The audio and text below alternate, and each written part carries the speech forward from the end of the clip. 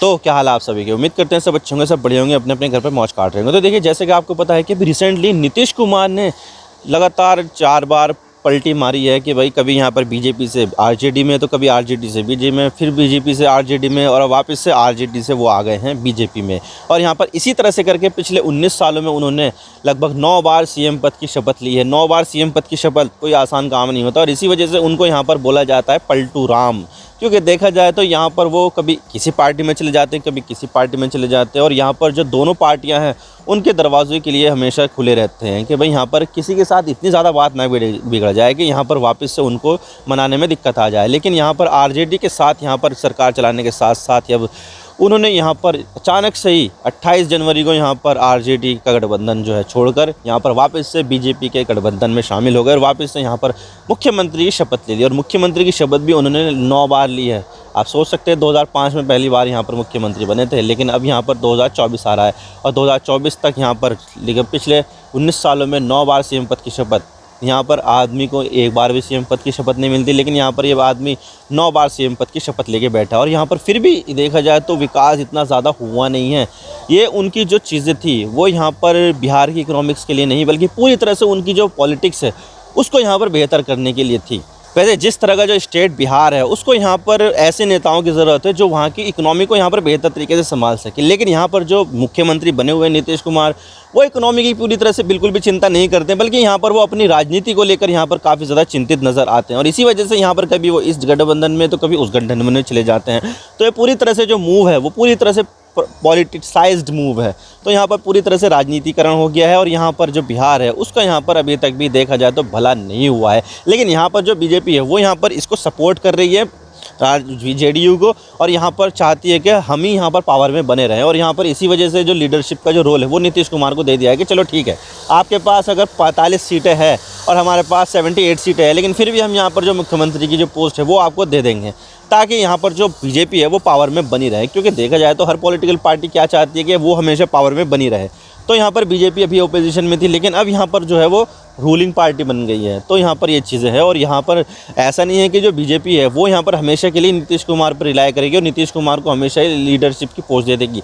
अभी हमने देखा था महाराष्ट्र में क्या हुआ। महाराष्ट्र में यहाँ पर जो पॉलिटिकली इंस्टेबिलिटी है वो हमें देखने को मिली थी, जब यहाँ पर बीजेपी है उन्होंने यहाँ पर मुख्यमंत्री का जो पद है वो शिवसेना को देने से इनकार कर दिया। तो फिर वापस से शिवसेना ने बीजेपी से गठबंधन तोड़ दिया, और फिर कुछ महीने तक सरकार चलाई। लेकिन फिर बाद में जो है बीजेपी ने यहाँ पर शिवसेना को 2 पार्टी में बांट दिया, फिर एनसीपी को 2 पार्टी में बांट दिया। तो इसी वजह से यहाँ पर जो चीज़ें हैं वो देखने को मिल रही है। तो ऐसा नहीं है कि जो बीजेपी है उसको यहाँ पर नीतीश कुमार से हमदर्दी है, और इसी वजह से यहाँ पर सीएम का जो पोस्ट है वो दे दिया नीतीश कुमार को, ना, बल्कि यहाँ पर जो बीजेपी है वो अभी यहाँ पर अपनी पॉलिटिक्स को और ज़्यादा मजबूत कर रही है। और जब उसको लगेगा कि यहाँ पर जो है हमारा मुख्यमंत्री होना चाहिए, तो तब उसको नीतीश कुमार की ज़रूरत नहीं पड़ेगी। लेकिन अभी यहाँ पर जो नीतीश कुमार है उसकी यहाँ पर बीजेपी को ज़रूरत है, और अभी यहाँ पर लोकसभा के इलेक्शन भी आने वाले हैं, तो तब तो और ज़्यादा ज़रूरत है। तो आज इसके बारे में पूरी डिटेल के साथ बात करते हैं कि नीतीश कुमार ने इस तरह की जो पलटी मारी है उससे यहाँ पर नीतीश कुमार को क्या फ़ायदा हो रहा है, बीजेपी को क्या फ़ायदा हो रहा है, और जो बिहार का जो स्टेट है उसको यहाँ पर क्या बेनिफिट है। तो चलिए इसके बारे में बात करते हैं। लेकिन उससे पहले अगर आप चैनल पर नए हो तो चैनल को सब्सक्राइब जरूर कर देना। वीडियो को चाहे लाइक करो डिसलाइक करो, लेकिन चैनल को सब्सक्राइब जरूर कर देना। तो चलिए वीडियो का आगाज़ करते हैं। तो देखिए, यहाँ पर जो जनता दल यूनाइटेड की जो सरकार है वो वहाँ पर काफ़ी समय से है, काफ़ी लंबे समय से, और यहाँ पर काफ़ी लंबे समय से बीजेपी के साथ गठबंधन था। और यहाँ पर जो इनकी जो नीतीश कुमार की जो छवि है वो एक सुशासन बाबू की बनी हुई है। लेकिन यहाँ पर over the period of time यहाँ पर जो इनकी छवि है उसकी यहाँ पर जो छवि है वो पलटू कुमार की जो छवि है उससे यहाँ पर मिटती जा रही है। और यहाँ पर सुशासन बाबू नहीं, अब उसको यहाँ पर पलटी कुमार को नाम से जाना जा रहा है। और आप देख सकते हैं कि उनकी जो सीट है वो धीरे धीरे करके लगातार कम होती जा रही है। 2010 में जेडीयू के पास 115 सीटें थी।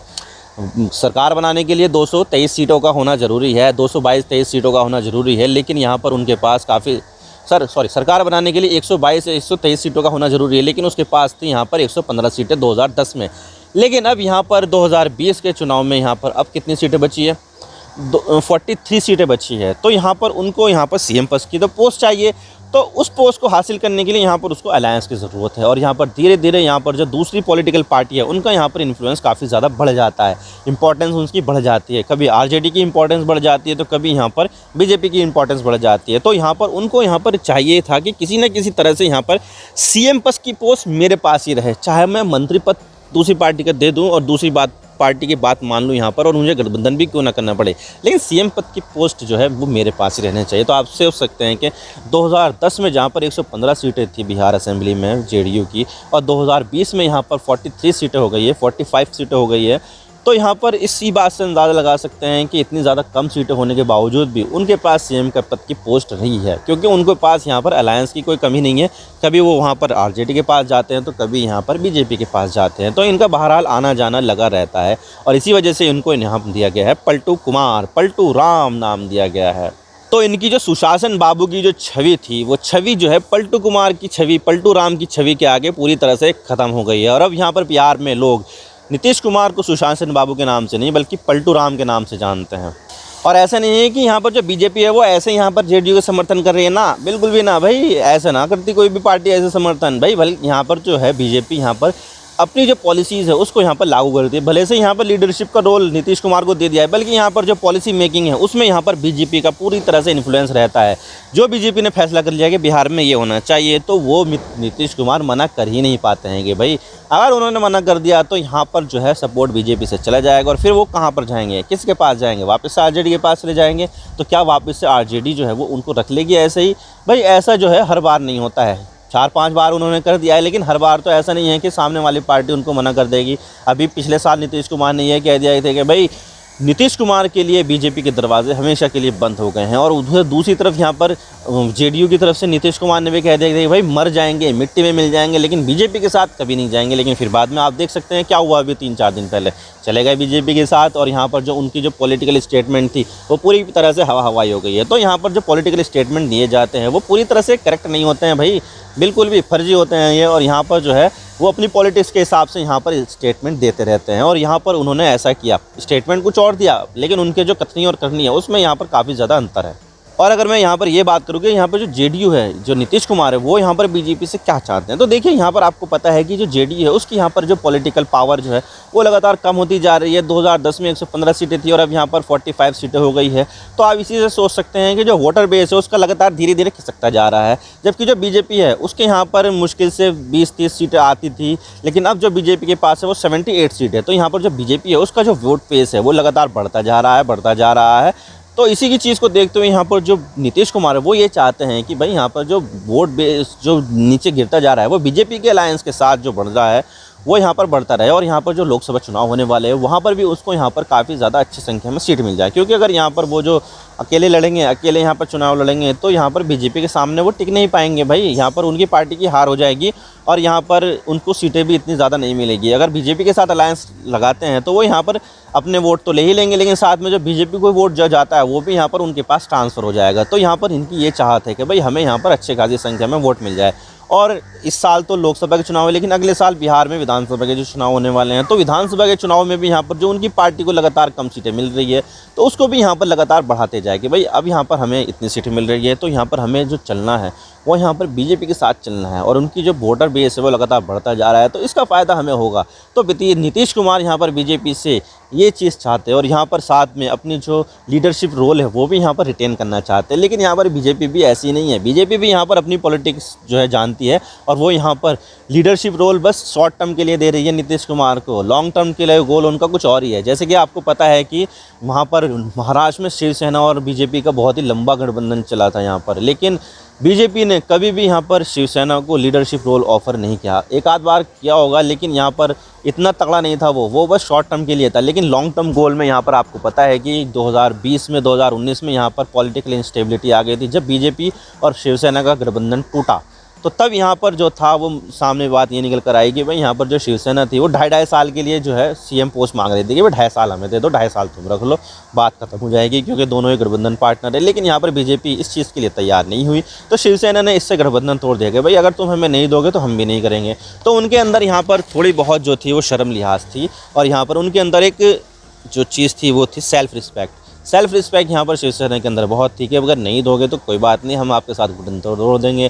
तो गठबंधन तोड़कर वो चली गई एनसीपी और कांग्रेस के साथ और यहाँ पर बना ली महाविकास अघाड़ी सरकार। और फिर बाद में जो आपको पता है कि बीजेपी ने बहुत सारी जो है चीज़ें चली, बहुत सारी पॉलिटिकल एक्शन लिए और यहाँ पर विधायकों को तोड़ा, इसके शिवसेना की विधायक की संख्या आधे से भी कम कर दी और यहाँ पर उसके बाद यहाँ पर शिवसेना को 2 हिस्सों में तोड़ दिया, एनसीपी को भी 2 हिस्से में तोड़ दिया, अजीत पवार की अलग, शरद पवार की अलग और शिवसेना की जो उद्धव ठाकरे की सरकार अलग, एकनाथ शिंदे की अलग। तो यहाँ पर एनसीपी को आधा काट कर आधा तोड़कर यहाँ पर एकनाथ शिंदे को सीएम बना दिया और वहीं पर ही अजीत पवार की जो एनसीपी थी उसमें से शरद पवार को हटाकर यहाँ पर आधी एनसीपी अपने पास ले ली और फिर उसके बाद में यहाँ पर अजीत पवार को उप मुख्यमंत्री पद का दे दिया। तो यहाँ पर जो चीज़ें थी वो बीजेपी के हाथ में ही आ गई फिर से, क्योंकि यहाँ पर जो चीज़ें हैं वो उनका जो देवेंद्र फडणवीस है वो उप मुख्यमंत्री बन गए और यहाँ पर एनसीपी की तरफ से अजीत पवार उप मुख्यमंत्री बन गए, लेकिन ज़्यादातर जो मंत्री हैं वो यहाँ पर बीजेपी के कोटे से हैं। तो आप सोच सकते हैं कि यहाँ पर जो बीजेपी है वो यहाँ पर पावर में आने के लिए कुछ भी यहाँ पर कर सकती है।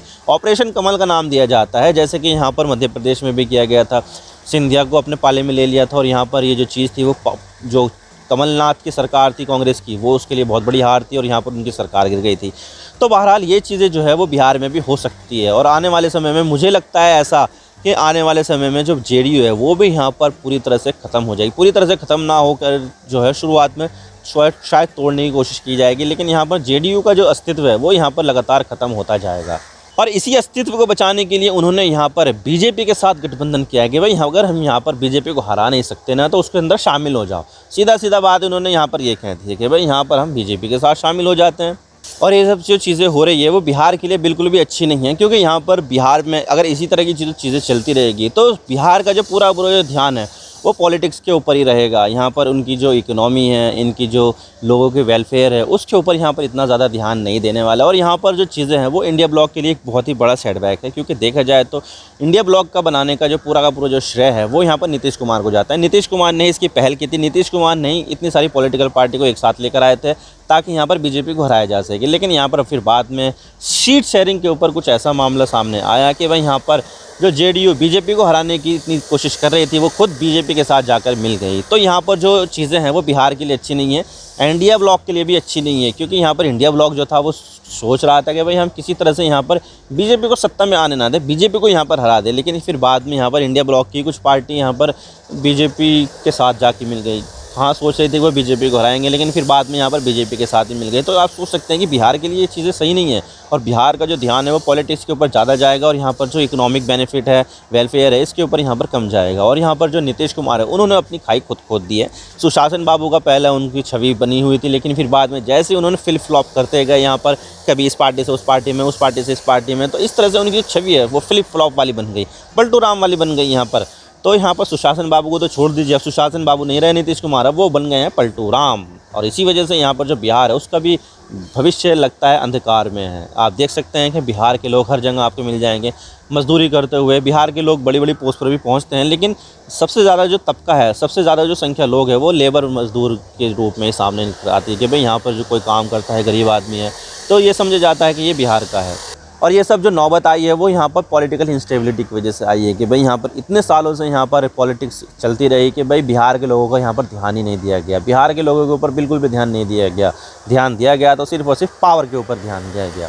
तो आई होप आपको सारी बातें समझ में आ गई होगी किस तरह से यहाँ पर जो नीतीश कुमार है उन्होंने यहाँ पर ये सब चीज़ें की है ताकि यहाँ पर अपनी जो पॉलिटिक्स है उसको यहाँ पर बचाया जा सके। मैं तो बस इतने कहना चाहता हूँ, वीडियो को लाइक करो, डिसलाइक करो, लेकिन चैनल को सब्सक्राइब जरूर कर देना। आपके एक सब्सक्रिप्शन से हमें आगे कंटेंट बनाने की मोटिवेशन मिलती है। Thank you for watching, I really appreciate your precious time. God bless you all. Now signing off.